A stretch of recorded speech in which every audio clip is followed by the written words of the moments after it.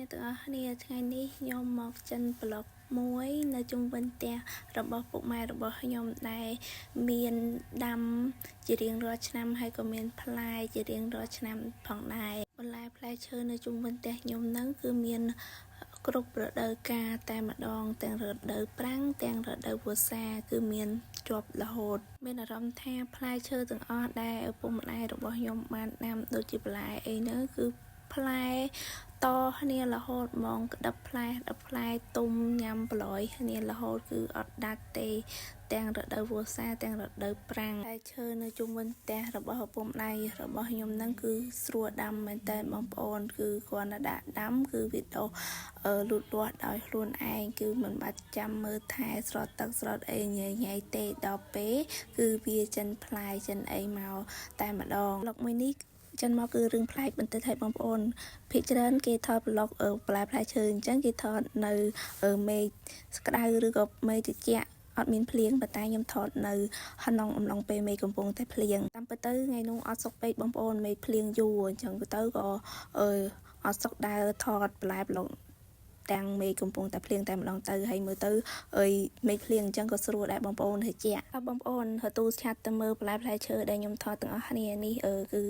ដើមកតូតផ្លែកតូតបងប្អូនប៉ុន្តែផ្លែកតូតហ្នឹងរុះរោយអស់ហើយតាំងពីថ្ងៃចូលឆ្នាំបងប្អូននេះខ្ញុំថតចន្លោះពេលខែ5ហើយអញ្ចឹង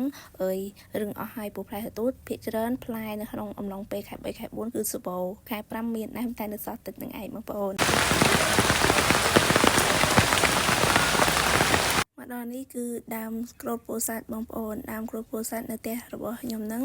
ទូទេបងប្អូនប៉ុន្តែផ្លែបានគ្រាន់បើដែររឿងក្រែដែរបងប្អូនរឿងច្រើនមកល្មមដែរហើយដើមក្រូចពោធិ៍សាត់នេះគឺផ្លែ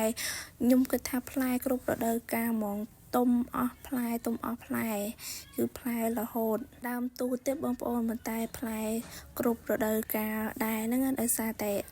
ដាក់ដាំក្រូចពោធិ៍សាត់ហ្នឹងនៅចិត្តប្រហែលជាអាចនៅចិត្តដងទឹកដែរបងប្អូនប៉ុន្តែដងទឹកហ្នឹងប្រើមកទៅប៉ុន្តែ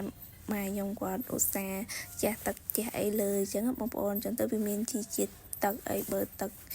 រហូតអញ្ចឹងអាចមានផ្លែគ្រប់រដូវកាលទាំងរដូវភ្លៀងទាំងរដូវប្រាំងគឺមានជាប់រហូត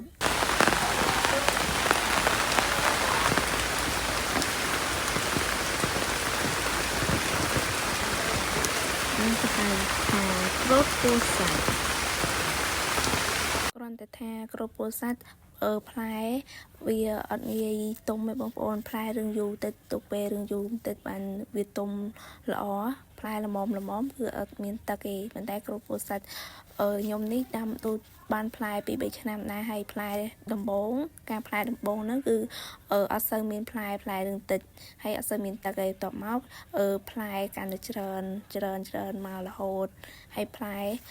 ក្រទុំបងប្អូនយូរខ្ញុំទៅចំពេលមានផ្លែទុំម្ដងទេបងប្អូនដូចខ្ញុំបេះលើកនេះខ្ញុំទៅចំពេលទុំបងប្អូនពេលផ្លែក្រូចមានដាក់ទឹកបានទឹកប្រាប់ដើមក្រូចពោធិ៍សាត់មួយនេះគឺអ្នកភូមិរបស់ខ្ញុំដើរមកហូរគ្រប់គ្នាដោយសារជាអ្នកនៅស្រុកខ្ញុំហ្នឹងគឺអត់មានអ្នកផ្ទះណាដែលដាំក្រូចពោធិ៍សាត់បានផ្លែទេបងប្អូនគឺអត់ទាន់មានទេទៅបើមានផ្ទះឪពុកម្ដាយរបស់ខ្ញុំមួយទេដែលមានផ្លែក្រូចពោធិ៍សាត់បានផ្លែញ៉ាំអញ្ចឹងបងប្អូនហើយផ្ទះខ្ញុំក៏មិននឹកស្មានថាដាំក្រូចពោធិ៍សាត់បានដែរបងប្អូនអើយរដងធ្លាប់តែទិញក្រូចពោធិ៍សាត់ញ៉ាំហើយឬក៏ទិញមកពីខេត្តពោធិ៍សាត់អីពូទិញមកផ្ញើឲ្យញ៉ាំអញ្ចឹងប៉ុន្តែសារនេះផ្ទះខ្ញុំញ៉ាំក្រូចពោធិ៍សាត់ហើយសាកបដោះទៅក៏បានមួយដើមនឹងដែរតែពិតទៅបានច្រើនដើមមកបងប្អូនប៉ុន្តែវាអត់នៅរស់បានតែមួយដើមនឹងឯងមួយដើមខៀវនេះវិញគឺស្លឹកឆាយាហើយនឹងពទាឆាយានិងពទានឹងគឺដាំចូលគ្នានឹងហ្មងបងប្អូនអើយឆាយាគឺអាចស្លអាចឆាអីបានណាបងប្អូនប៉ុន្តែពទាអត់ទេពទាហ្នឹងខ្ញុំក៏អត់ដឹងពទាអីដែរបងប្អូនចេះតែដាំទៅហើយវាដុះច្រើនណាបងប្អូនដុះច្រើនមែនតើដើមមានទាំងដើមធំមានទាំងដើមទូចហើយដើមធំហ្នឹងត្រៃអស់ហើយនៅតែដើមទូចនឹងឯងដើមព បទាក៏ដូចជាដើមឆាយាគឺស្រួលដាក់ដាំណាបងប្អូនអើយ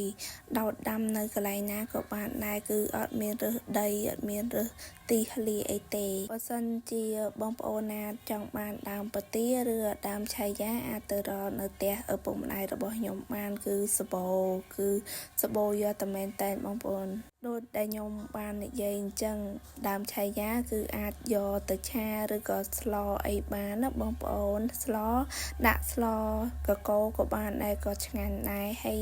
ដាក់ញ៉ាំជាមួយស៊ុបក៏បានដែរបងប្អូនគឺឆ្ងាញ់ដូចគ្នាបន្លែឆាយាគេអាចហៅឈ្មោះវាមួយបែបទៀតគឺបន្លែផ្អែមបងប្អូនហើយបន្លែហ្នឹងគឺផ្អែមមែនបងប្អូនពេលញ៉ាំទៅរសជាតិវាមិនពេលឆាមិនបាច់ដាក់ស្ករក៏ផ្អែមដែរដើមវាអីហ្នឹងហើយពេលដាក់ស្លតកូរពេលញ៉ាំចំវាគឺផ្អែមមែនតែនដាក់ស៊ុបអីហ្នឹងគឺផ្អែមឬមុំហើយមកឆ្ងាញ់តែម្ដងនេះមកដល់វគ្គផ្លែល្ហុងឲ្យបងប្អូនសម្រាប់ផ្លែល្ហុងវិញនៅខាងផ្ទះខ្ញុំហ្នឹងក៏មានដាំជារៀងរាល់ឆ្នាំដែរហើយផ្លែគឺច្រើនណាស់ក្នុងម្ដងគឺផ្លែច្រើនមែនតែនប៉ុន្តែសារដែលខ្ញុំថតហ្នឹងម៉ែខ្ញុំអត់បានដាក់ដាំបានល្ហុងធំអីគឺល្ហុងរឿងទូចអត់ដឹងមិនល្ហុងឆ្នាំដែលម៉ែខ្ញុំដាំឆ្នាំទៅហ្នឹងគឺអត់សូវមានធំឯងមានតែប៉ុណ្្នឹងឯងរាល់ឆ្នាំគឺមានទាំងផ្លែធំមានទាំងផ្លែទូចប៉ុន្តែឆ្នាំទៅហ្នឹងគឺមានតែផ្លែប៉ុណ្ណឹងហើយក្រោមដាំល្ហុងហ្នឹងក៏មានដំឡូងដែរបងប្អូនគឺដំឡូងដៃខ្លាហ្នឹងក៏ស្រួលដាំដែរបងប្អូនគ្រាន់តែកប់ដីដាក់ដាំហ្នឹងវាប៉ុណ្ណឹងហើយរាល់តែមេឃភ្លៀងឆ្លាក់ហ្នឹងគឺដំឡូងហ្នឹងវាដុះមកទៀតតែបើសិនវាមានអីនៅក្នុងដីអញ្ចឹងបងប្អូនគឺមានរហូតបើសិនជាយើងអត់ចង់ឲ្យវាដុះទៀតមានអកោះឲ្យចិត្តកោះមើមវាឲ្យអស់កុំឲ្យមាននៅសល់ដីនៅក្នុងដីនឹងទៀតបងប្អូនដំឡូងនេះក្រៅពីឆ្ងោរញ៉ាំលេងឬក៏ចៀនក៏អាចធ្វើជាបន្លែដាក់ឆ្ងោរជាមួយស៊ុបក៏បានដែរបងប្អូនសម្រាប់ដើមខ្នុរឬគេហៅថាផ្លែត្នោតដើមខ្នុរហ្នឹងក៏ផ្ទះខ្ញុំមានដែរបងប្អូនគឺមានច្រើនដើមគួរសមដែរដើមខ្នុរនៅជុំវិញផ្ទះខ្ញុំហ្នឹងគឺសម្រាប់ឆ្នាំហ្នឹងគឺងាប់ដើមអស់រឹងខ្លះឲ្យបងប្អូនហើយឆ្នាំទៅហ្នឹងគឺដើមមានផ្លែមានអីអញ្ចឹងបងប្អូនប៉ុន្តែឆ្នាំនេះរឹងងាប់ដើមរឹងច្រើនដែរដោយសារក្តៅពេកហើយនេះគឺវីដេអូនៅឆ្នាំទៅខ្ញុំថតនឹងគឺមានផ្លែមានអីប៉ុន្តែមកដល់ឆ្នាំនេះខ្ញុំទៅលេងស្រុកថតថ្ងៃមុនហ្នឹងគឺដើមវាងាប់អស់ហើយបងប្អូនអើយដោយសារតែក្តៅពេកហើយយើងក៏អត់មានបានស្រោតទឹកស្រោតអីវាអញ្ចឹងបងប្អូនប៉ុន្តែមិនជាហ្វៃទេផ្លែខ្នុរនៅក្នុងភូមិឪពុកម្ដាយរបស់ខ្ញុំងាប់ម្ដងក៏វាអាចនៅសល់ដើមផ្សេងអីទៀតដែរហើយមានផ្លែជារៀងរាល់ឆ្នាំផ្លែ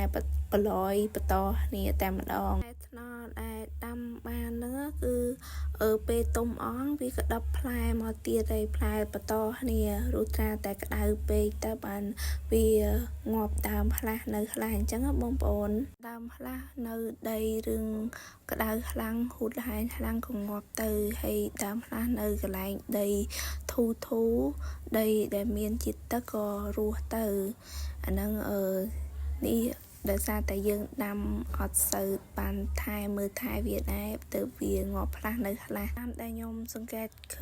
មើលឃើញគឺដើមខ្នុរតែខ្ញុំនឹងងាប់តែដើមណាដែលទៅតែបានផ្លែបានម្ដងឬក៏ពីរដងអីទេដែលងាប់ហ្នឹងបើដើមចាស់ដើមផ្លែ2-3ឆ្នាំហើយគឺវាអត់ងាយងាប់ទេវានៅរស់បានយូរអញ្ចឹងបងប្អូនគឺដើមមួយទៀតនៅជាប់កំដៅផ្ទះខ្ញុំចិត្តកំដៅផ្ទះខ្ញុំនោះដើមចាស់ជាងគេនោះគឺកាប់មែកពីបេដងហើយវាអត់តងាប់ផងដោយសារតែដើមវាចាស់យូរអញ្ចឹងបងប្អូនហើយដើមមែកនេះក៏អត់តងាប់ដែរដោយសារដើមវាចាស់ធំទលាយហើយមើលទៅដីកន្លែងហ្នឹងក៏មានរឿងមានជីជាតិដី នៅជុំវិញផ្ទះហ្នឹងក៏មានដាំចេកអំបងដែរបងប្អូនហើយចេកអំបងក៏ដាំរឿងបានច្រើនដើមដែរគឺដាំប្រឡយគ្នាមានរាល់ឆ្នាំដូចគ្នាបងប្អូនហើយចេកអំបងគឺផ្ទះខ្ញុំដាំតែនៅក្នុងភូមិទេសម្រាប់នៅខាងចំការវិញពុកម៉ែខ្ញុំគាត់ដាក់ដាំចេកតឿចេកណាំវ៉ាតឿអញ្ចឹងបងប្អូនហើយក្នុងភូមិហ្នឹងមានចេកអំបងហើយនិងចេកក្រហមតែចេកក្រហមអត់សូវមានទេបងប្អូនមានតិចចេកអំបងមានច្រើនជាងចេកអំបងផ្លែមានទុំជារៀងរាល់ឆ្នាំបនភ្ជុំក៏មានផ្លែទុំបនចូលឆ្នាំក៏មានផ្លែទុំចូលឆ្នាំចិនអីគឺមាននិយាយទៅមានផ្លែប្រឡយគ្នារហូតអញ្ចឹងបងប្អូនបើចេកក្រហមគឺមានមកគួសមដែរបងប្អូនហើយកាលពីមុនផ្ទះខ្ញុំក៏មានចេកនាងនួនដែរប៉ុន្តែចេកនាងនួនឥឡូវផុតពូជទេបងប្អូនហើយការខ្ញុំនៅស្រុកពុកម៉ែខ្ញុំធ្លាប់ដាំចេកនាងនួនបានខ្លះដែរប៉ុន្តែឥឡូវអត់ដឹងមកលែងមានពូជនឹងដាំទៀតការសម្រាយពីផ្លែឈើនៅជុំវិញផ្ទះរបស់ឪពុកម្ដាយរបស់ខ្ញុំក៏ដល់ទីបញ្ចប់ដែរបងប្អូនរាល់សម្ដីខុសឆ្គងអីសូមបងប្អូនអធិស្ឋានផងហើយខ្ញុំនឹងចិនប្លុកមួយទៀតនៅខាងចំការអញ្ចឹងសូមបងប្អូនទាំងអស់គ្នាជួយតាមដានคลิปវីដេអូរបស់ខ្ញុំម្ដងទៀតនៅឯចំការសូមអធិស្ឋានដែរសម្រាប់คลิปវីដេអូរបស់ខ្ញុំគឺខ្ញុំថតតាំងពីឆ្នាំទៅទើបសម្រាយឲ្យបងប្អូនបានទស្សនាបានឃើញអញ្ចឹងបងប្អូនហើយវីដេអូនេះក៏ចប់ដែរសូមអរគុណបាយបាយ